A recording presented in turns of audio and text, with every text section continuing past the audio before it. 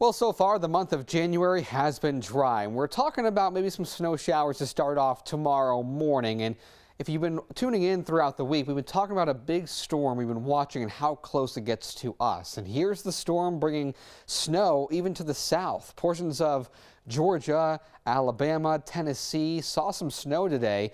And what's going to happen is this area of low pressure is going to continue to move off to the east here, but also we have this high pressure to the north. And so the question has been, how much does this high pressure interact with our area of low pressure, our storm, and how far south and out to sea does it get suppressed? And it looks like high pressure to the north is going to actually dominate this area of low pressure and push it away from us. But it's still going to be close enough to throw back a little moisture, giving portions of New England on Saturday morning some snow showers. Not expecting anything major, but could be put down a quick coating of snow in the valley, maybe an inch or two in the Berkshires. But besides that, nothing really significant anytime soon. Working for you, I'm 20 Storm Team meteorologist Chris Pizakis.